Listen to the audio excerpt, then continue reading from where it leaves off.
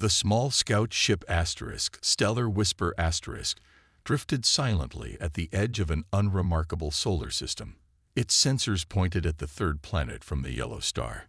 "This cannot be right," Science Officer Jaiho said, tapping the screen with a thin gray finger. "Run the scan again." The ship's computer beeped as it processed the data. The results appeared on screen, unchanged. Captain Ta-1 floated over to Jaiho's station. His wide eyes blinked sideways as he read the display. "A Category 12 death world. There must be an error," Ta-1 said. Jaiho shook his head. "I've run the scan 3 times. The readings are clear. The gravity is nearly twice what we consider safe. The atmosphere contains oxygen at toxic levels. Look at these weather patterns, storms that would tear our buildings apart. And the life forms. Some have teeth designed for ripping flesh." "And yet," Ta-1 started. "Yes, there are clear signs of advanced civilization," Jaiho finished. He zoomed in on a city by the ocean. The screen showed roads, buildings, and moving vehicles. The bridge fell silent. Everyone knew what this meant. In the history of the Galactic Confederation, all 47 species spanning 3,000 years of space travel, no intelligent life had ever been found on a Category 12 world. "What kind of creatures could evolve there?" asked Navigator Sumin from her post. "They would have to be monsters." Jaiho studied the readings with growing excitement. "They appear to be carbon-based. 2 arms, 2 legs, similar to our basic form.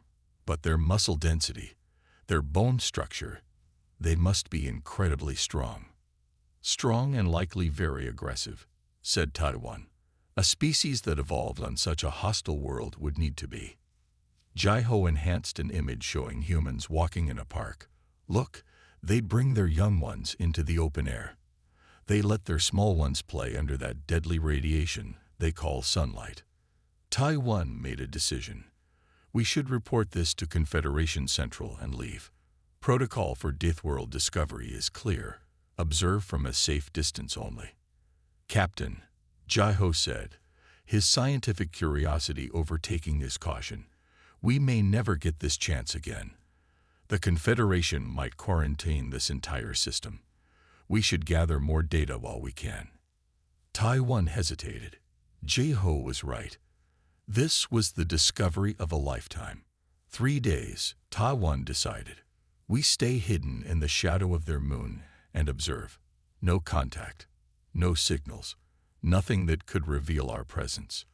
The crew watched the humans with a mix of fear and wonder. They saw them drinking dark liquids containing caffeine, a powerful neurotoxin that would kill most Confederation species instantly. They observed humans casually shifting between temperatures that would be fatal to others. Most shocking was seeing the human fall, cut their skin, bleed red blood, and simply cover the wound with a small patch, continuing their activities. "They just keep going," Sumin whispered. "That wound would have put any of us in medical stasis for a week." On the 3rd day, Science Officer Jaiho couldn't contain his excitement when he detected something new. "Captain, they have primitive space capability. There are artificial satellites in orbit.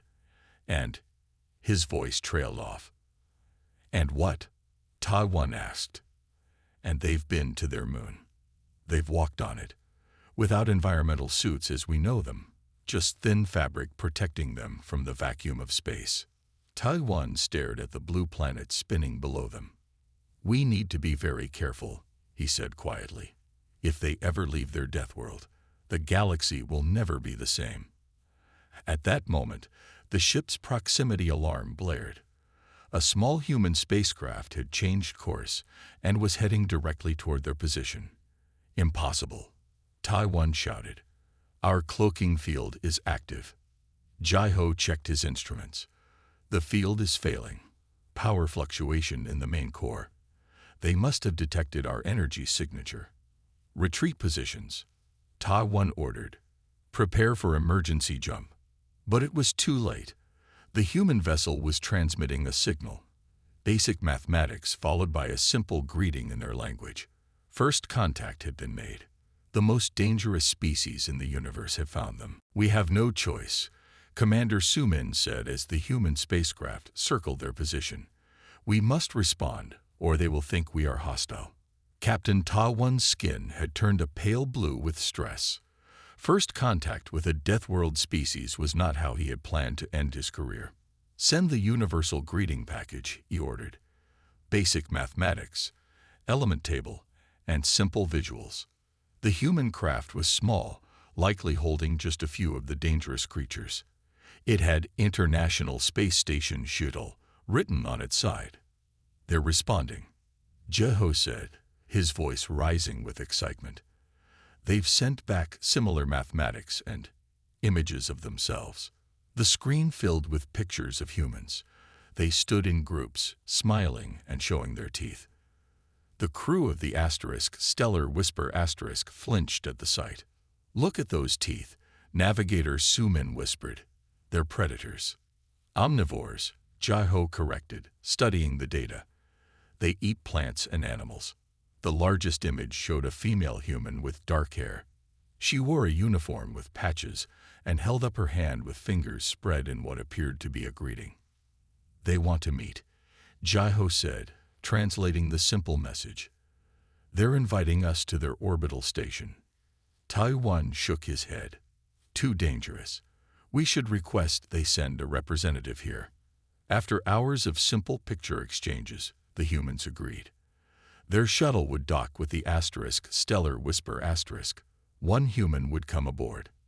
The crew prepared the meeting room and adjusted the air mix to be less toxic to the visitor. They all wore protective suits just in case. When the airlock opened, Dr. Han stepped into the ship. She was taller than any of them, with a solid frame that moved with surprising grace in the lighter gravity. Her dark eyes studied everything with keen interest. What shocked the aliens most was her calm. She showed no fear standing alone among strange beings. Jeho stepped forward as the communication officer. Welcome, he said through the translator device. We are peaceful explorers. Dr. Han nodded and replied slowly, allowing the translation device to process her words. We also come in peace. This is an amazing day for humanity. The meeting progressed better than expected. Dr. Han explained basic facts about Earth and humans. The aliens shared simple information about the Galactic Confederation. Then the incident happened. The ship suddenly shook violently. Alarms blared as the lights flickered. Meteor strike.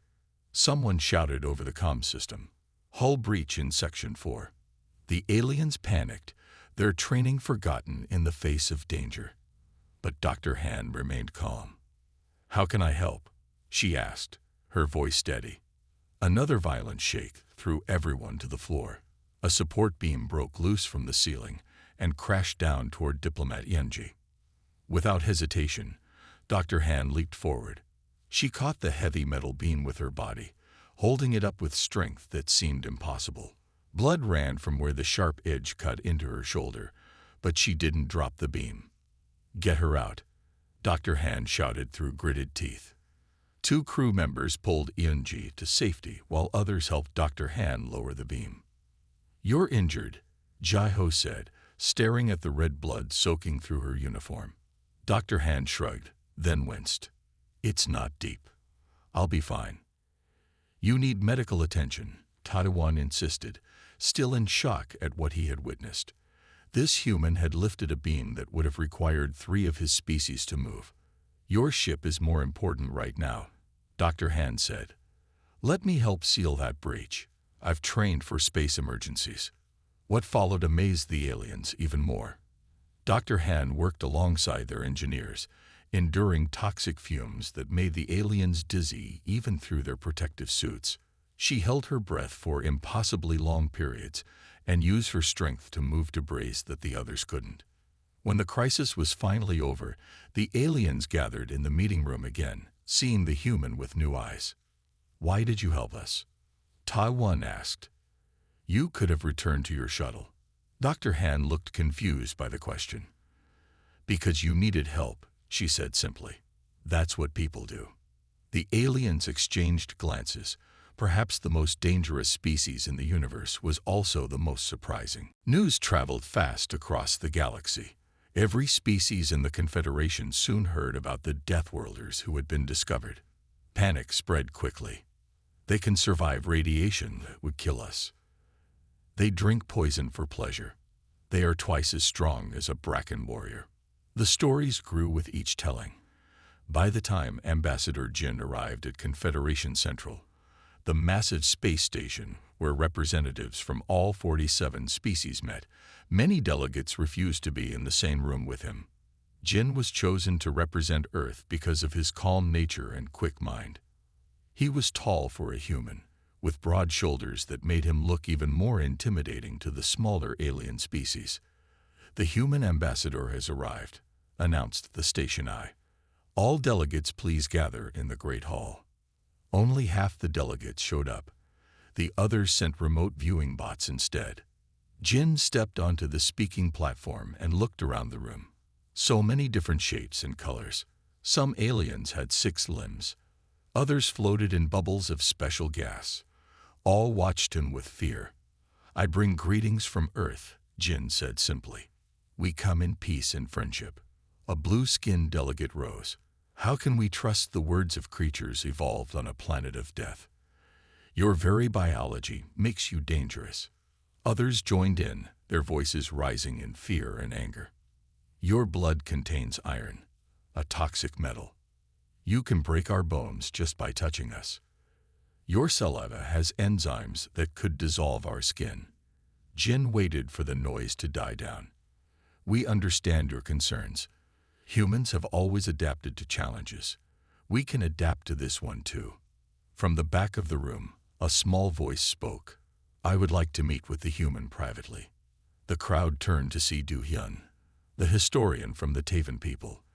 The Tavens were known for their fragile bodies and brilliant minds. Their homeworld had almost no gravity, making them delicate compared to other species. "It would not be safe," someone called out. Do-hyun moved forward slowly on his hover platform. "Knowledge is worth the risk." Later, in a quiet meeting room, Jin sat across from Do-hyun.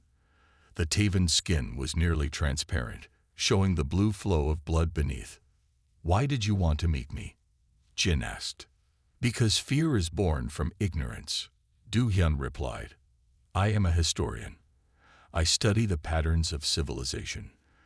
I want to understand humans." Jin smiled, careful not to show his teeth. "What would you like to know?" For hours they talked.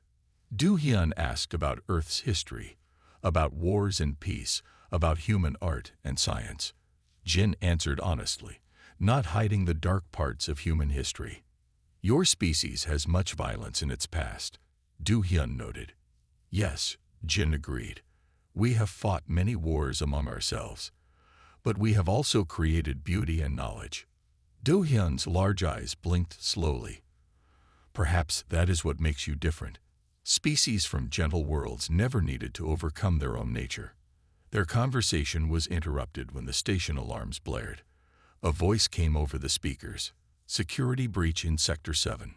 All delegates take safety positions."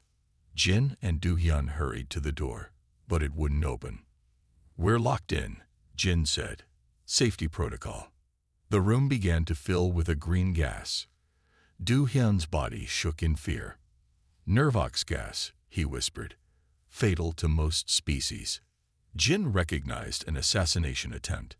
Someone wanted to kill the human ambassador and make it look like an accident. "Stay calm," Jin said, pulling off his jacket and ripping it into strips. "Cover your breathing holes with this." He helped Do-hyun create a makeshift filter, then searched the room for an escape. Finding a service panel, Jin forced it open with strength that amazed the Taven. "Follow me," Jin said, helping the fragile alien into the maintenance tube. When security teams finally reached them, they found something unexpected. The human was alive, though the gas should have killed him in minutes, and he had saved the Taven historian too. Word of Jin's survival and rescue spread through the station. Now the Confederation had a new fear. The Deathworlders might be impossible to stop, if they ever became enemies. Despite the fear many felt, the Confederation Council voted to establish a scientific exchange program. It was better to understand the Deathworlders than to fear them blindly. The research station orbited a neutral planet. It had two separate sections, one for humans and one for the various Confederation species. They met in the middle to share discoveries. Lead researcher Min entered the common lab, his three eyes blinking nervously. Today he would meet the human scientists for the first time without a protective barrier. Dr. Jun was already there, setting up equipment. She was shorter than Ambassador Jin, but still towered over Min. She smiled when she saw him. "Good morning," she said. "I'm excited to begin our work together." Min kept his distance. "I have studied your biology for 3 cycles now. There are still many things that disturb me." Dr. Jun nodded. "I understand. We seem very alien to you, just as you seem alien to us. That's why this exchange is important." Min moved to his workstation. "Did you know that your saliva contains enzymes that would be toxic to 17 Confederation species?" Dr. Jun looked surprised. "No, I didn't. I'll be extra careful." "Technically," Min said, "humans are venomous by our definition." Dr. Jun laughed, a sound that made Min flinch. "I've never thought of humans as venomous before." "That's fascinating." Over the next few weeks, the two scientists developed a careful working relationship. Min was amazed by how quickly Dr. Jun could work, needing less rest than most species. She seemed endlessly curious. Dr. Jun was equally impressed by Min's careful attention to detail and his deep knowledge of biology across different species. One day, Dr. Jun shared her latest project. "On Earth, we've developed ways to treat severe injuries quickly. I think these techniques could help many Confederation species." She showed Min a spray that could seal wounds instantly. "This could save countless lives," Min said, examining the formula. "Your medicine is advanced in unexpected ways." "We had to develop good trauma care," Dr. Jun explained. "Our planet is, well, dangerous, as you know." Their work continued peacefully until the accident. One of the alien researchers was carrying a sealed container when he tripped. The container broke open on the floor, releasing an invisible cloud of microscopic organisms. Alarms blared immediately. "Biological containment breach. All personnel evacuate to safety chambers." The researchers ran for the sealed rooms, but Min fell, struggling to breathe as the organisms attacked his respiratory system. Without hesitation, Dr. Jun lifted Min and carried him to a safety chamber. She placed him inside and turned to leave. "Where are you going?" Min asked weakly. "Back to the lab. I need to see what we're dealing with." "But the organisms, they're deadly." Dr. Jun smiled. "Not to humans. Our immune systems are too aggressive for them. I'll be fine." While the Confederation scientists watched through cameras, Dr. Jun walked calmly through the contaminated lab. She took samples and studied them under equipment. After several hours, she spoke through the communication system. "I've identified the pathogen. It's similar to something we've seen on Earth. I think I can create a treatment." Working alone in the lab, surrounded by organisms that would kill any other researcher, Dr. Jun developed a cure. When it was ready, she delivered it to the medical staff. One by one, the infected researchers recovered. Min was the last to leave medical care. "You saved my life," he said to Dr. Jun. "You walked into danger without protection." "It wasn't dangerous for me," she replied. "That's the advantage of coming from a death world. We've been fighting microscopic enemies our whole existence." Unknown to both of them, a spy had been watching. In a distant corner of the galaxy, the Vermidian Empire received a report. The Deathworlders are immune to biological weapons, and they know how to create cures quickly. They could be the perfect weapon, or our greatest threat. The attack came without warning. The Confederation outpost on Vega Prime disappeared in a flash of light that could be seen from neighboring star systems. Within hours, the Confederation Council called an emergency meeting. Representatives from all worlds gathered, their faces grim. "The Vermidian Empire has claimed we attacked their border post first," said the council head. "They say they have proof that human weapons were used." Ambassador Jin stood up. "That's a lie. No human ships have been anywhere near Vermidian space." "Can you prove that?" asked a tall, thin alien with skin like tree bark. "Can they prove their claims?" Jin countered. The debate raged for hours. Finally, the council made a decision. Ambassador Jin will lead a diplomatic mission to meet with Vermidian representatives. Captain Hyun will command the ship.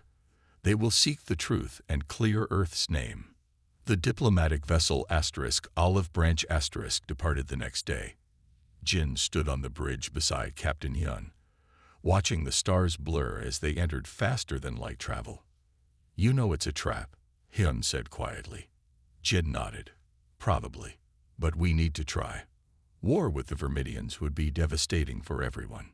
The Olive Branch carried representatives from 5 Confederation species, including historian Du Hyun, who had become Jin's friend and advisor.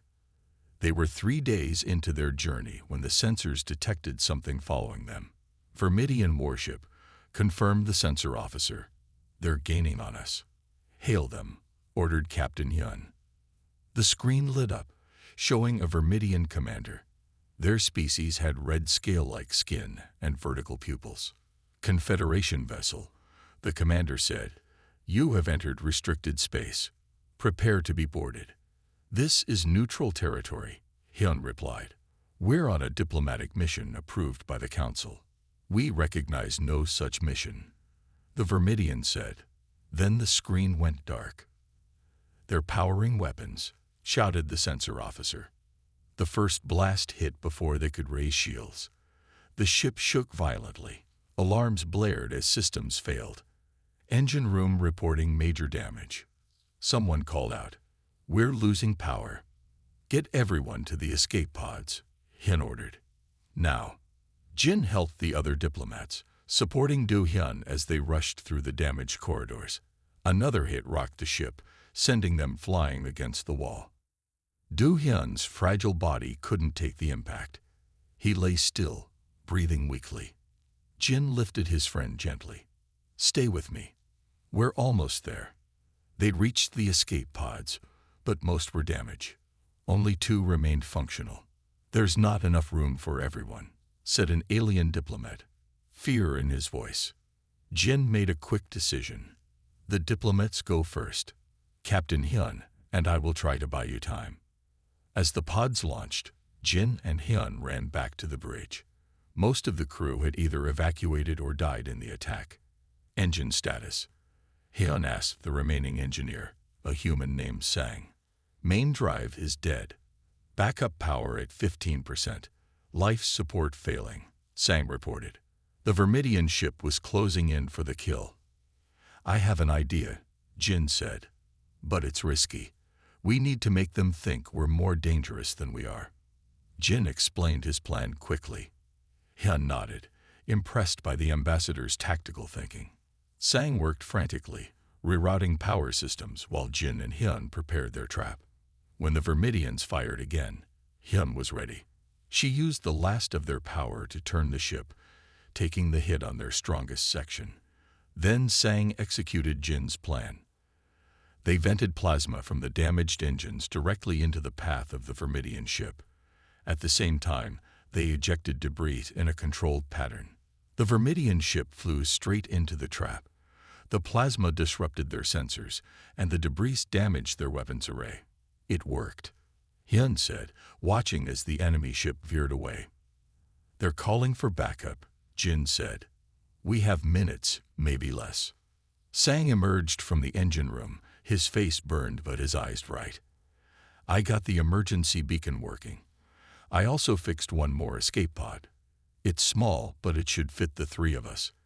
As they fled the dying ship, the Vermidians returned with reinforcements, but Confederation vessels, alerted by their beacon, arrived just in time. The first battle between humans and Vermidians was over. Many more would follow. "We need the humans." These words, spoken by the Confederation Council head, shocked everyone in the great meeting hall. After the attack on the Olive Branch *, even the most fearful species had to face reality. The Vermidian Empire was a greater threat than the Deathworlders. Earth will join the military alliance, Ambassador Jin promised. But we must be treated as equals, not weapons to be aimed at your enemies. The vote was unanimous. For the first time in its 3,000-year history, the Galactic Confederation went to war. Admiral Yu arrived with the first human fleet 2 weeks later. Her ships were smaller than Confederation vessels, but faster and more heavily armed. The alien admirals looked at the human designs with concern. "Your ships have minimal shields," one pointed out during the first strategy meeting. "We prefer speed and firepower," Admiral Yu explained. "On Earth, we learned that a strong offense is sometimes the best defense." The alien commanders struggled to understand human battle tactics. Yu suggested splitting their forces into smaller, more mobile groups instead of the traditional massive formation. "But that goes against all established military doctrine," protested a senior commander.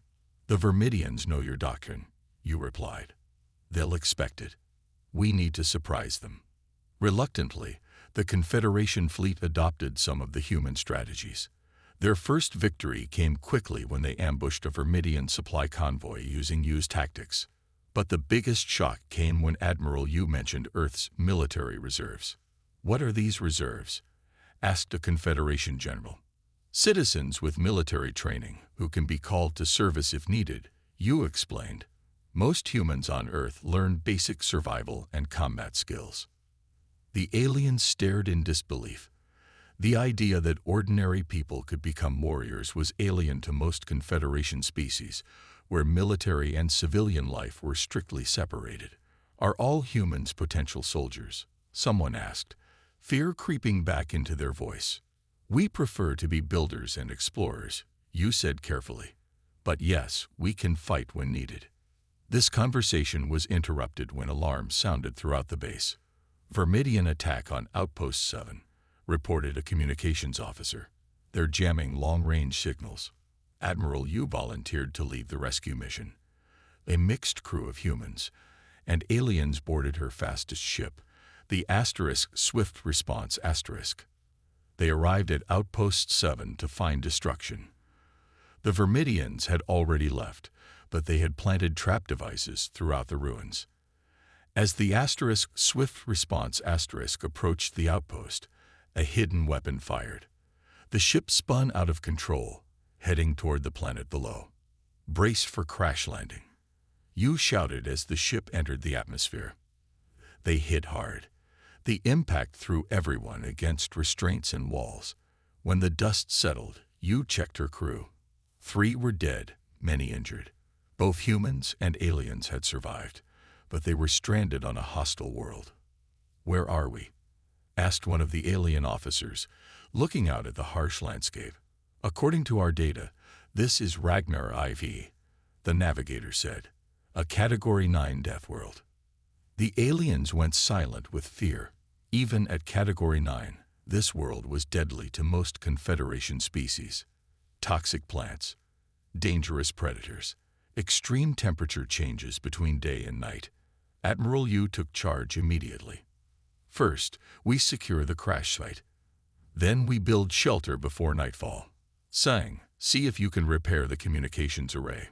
The human engineer nodded and got to work. "What about food and water?" asked a worried alien crew member. The ship's supplies were destroyed in the crash. Yu pointed to a distant line of trees. "I'll lead a team to find water. The humans will taste it first to check for toxins." One alien, a medical officer named Dell, was amazed. "You would risk poison?" "Our bodies can handle more toxins than yours," Yu explained. "If it's only mildly poisonous, we might get sick but survive. You would die." Over the next 3 days, the stranded crew survived using skills that came naturally to the humans, but seemed like magic to the aliens. Yu fashioned weapons from tree branches. Sang built a water filter from crashed ship parts. The human doctor treated injuries with plants she recognized as similar to Earth species. The aliens watched and learned. When rescue finally came, They had a new understanding of why humans had thrived on their deadly home planet, and why the Vermidians were right to fear them. The war with the Vermidian Empire continued for 6 months. Neither side gained a clear advantage. The Vermidians had numbers and resources. The Confederation had the humans. Then everything changed. The first reports came from a small trading outpost. Everyone there fell sick suddenly. Their nervous systems shut down within hours.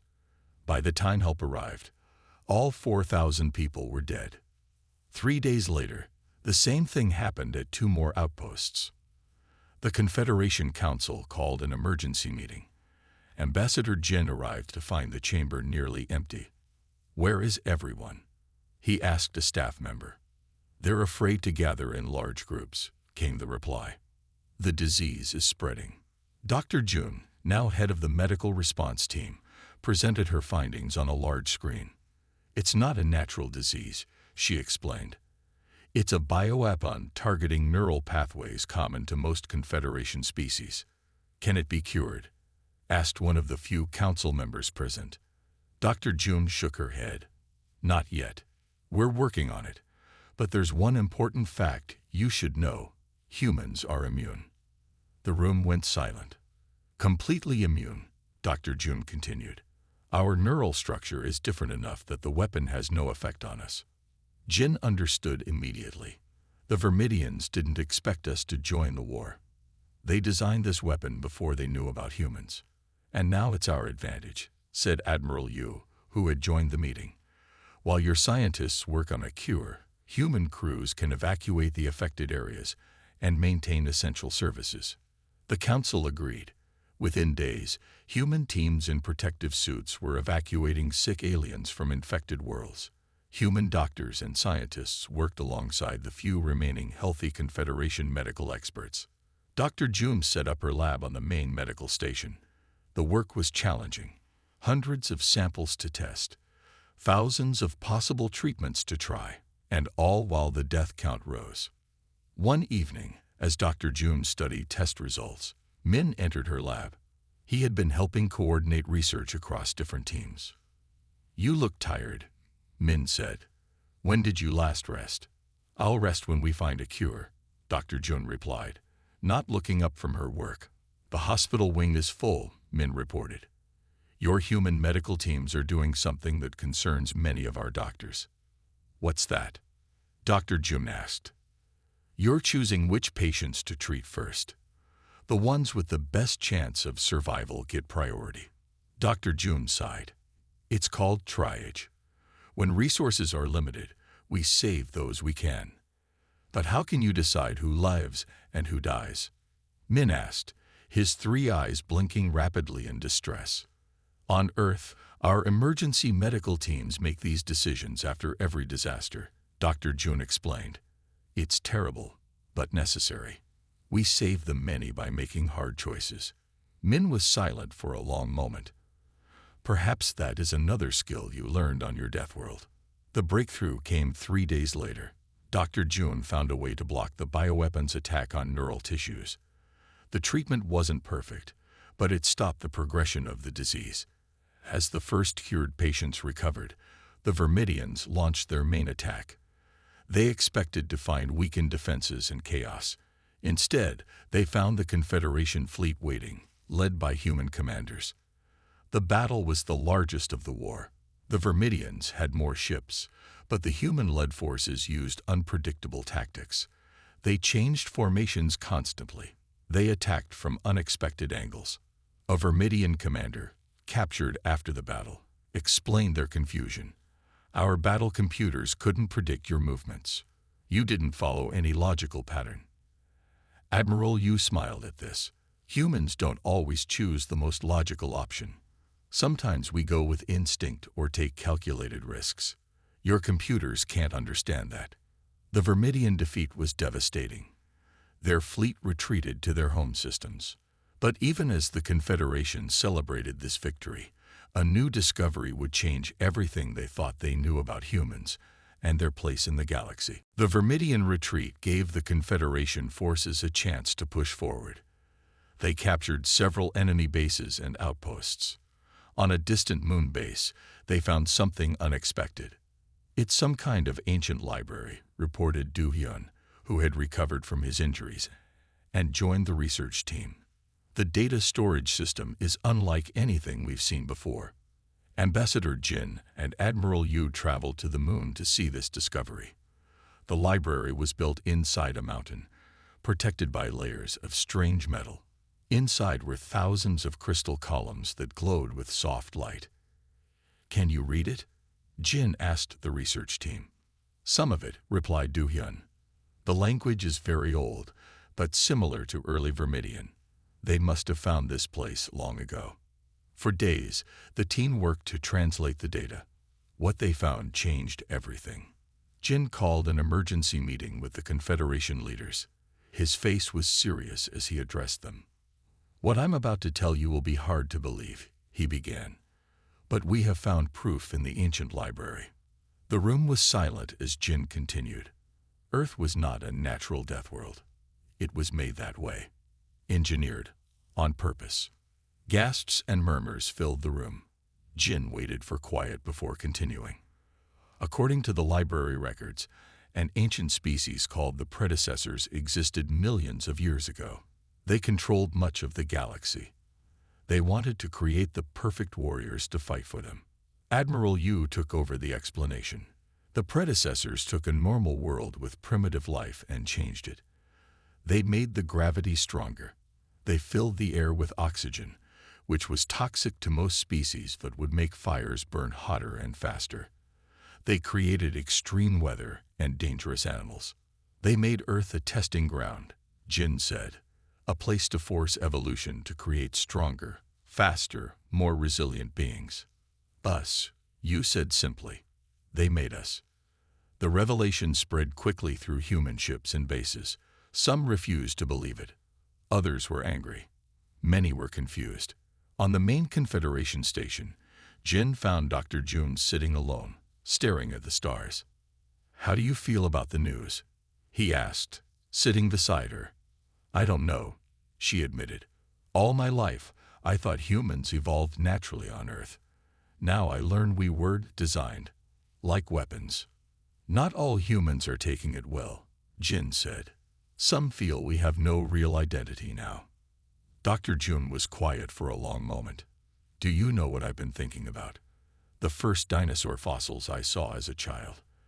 The ancient sharks that survived multiple mass extinctions. The bacteria that live in boiling hot springs. What about them? They weren't designed. They evolved on Earth naturally, before the predecessors came. Earth was already tough. They just made it tougher." Jin nodded. "And there's more to the story." Do-hyun found additional records. Later, Jin and Do-hyun met with Yu in a private room. The historian had new information to share. The predecessors abandoned their project, Do-hyun explained. The library records show they were disappointed. "Disappointed? With humans?" Yu asked. "Why?" "We survived their death world." "Yes, but not as they expected," Do-hyun said. "They wanted perfect killing machines. What they got was—" He paused, searching for the right words. "Us," Jin finished. "Beings who could fight but also build, who could kill but also heal, who could survive but also create art and music." The records mentioned specific behaviors they found counterproductive. Do-hyun continued. "Self-sacrifice for others, cooperation with weaker individuals, compassion. The very things that make us human," Dr. Jun said, entering the room. "The things that saved Yeonji when the beam fell. The things that made Admiral Yu help aliens survive on Ragnar IV." Their conversation was interrupted by an urgent message.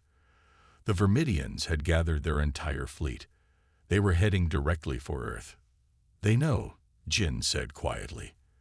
"They found the same information we did, and they've decided to finish what the predecessors started." The message spread across human colonies and ships. Earth was in danger. The response was immediate and overwhelming. "Every available ship is heading to Earth," Admiral Yu reported. "Not just military vessels, civilian ships too. Everyone wants to defend our home." The Confederation Council met to discuss the crisis. Some argued they should stay out of this final battle. Others insisted they must help their human allies. The Vermidians won't stop with Earth, Jin told them. They fear what humans represent. If they destroy us, you'll be next. In the end, the vote was unanimous. The entire Confederation fleet would stand with humanity. As ships gathered near Earth, Admiral Yu called a meeting of all commanders. The holographic display showed the approaching Vermidian armada, the largest fleet ever assembled in the galaxy. We're outnumbered 3-1, Yu admitted, but we have advantages they don't. She outlined her plan. It was risky, unconventional, and exactly what the Vermidians wouldn't expect. This goes against all established tactics, protested a Confederation admiral. That's why it will work, Yu replied. They expect us to follow the rules of war. We won't. The battle began at the edge of Earth's solar system. The Vermidian fleet moved in perfect formation, their battle computers calculating every move based on known strategies. What they faced instead was chaos. Deliberate, planned chaos. Small, fast human ships darted between larger Vermidian vessels, causing confusion. Confederation ships used Earth's gravity to slingshot themselves at impossible angles. Mining vessels dropped clouds of debris to disrupt enemy sensors. On the command ship, Yu watched the battle unfold. Now, she ordered, execute Phase 2. Across the battlefield, human ships suddenly shut down all systems. They appeared dead in space. The Vermidians, seeing easy targets, moved in. It was a trap. The human ships had developed a new technology, the ability to restart their systems in seconds rather than minutes. As the Vermidians closed in, the dead ships came to life, firing from point-blank range. The battle lasted 14 hours. When it ended, the Vermidian armada was scattered and broken. Their remaining ships retreated in disorder. Earth was safe, but the cost had been high. Thousands of human and Confederation lives were lost. Dozens of ships destroyed. In the aftermath, something unexpected happened. Humans didn't celebrate their victory with pride or seek revenge. Instead, they offered help to rebuild damaged Confederation worlds. They even sent medical aid to injured Vermidian prisoners. 6 months later, representatives from all species gathered on Earth. It was the first time many aliens had visited the Deathworld that had spawned humanity. They met in a garden filled with Earth plants and animals. Many visitors wore protective suits, nervous about the planet's natural dangers.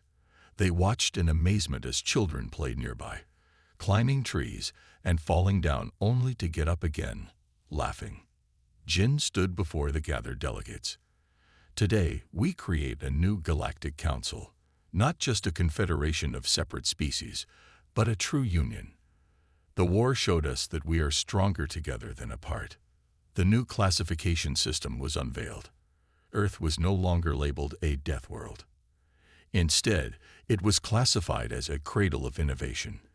The harsh conditions that had shaped humanity were now recognized as the source of their unique strengths. We were made to be weapons, Jin told the assembly.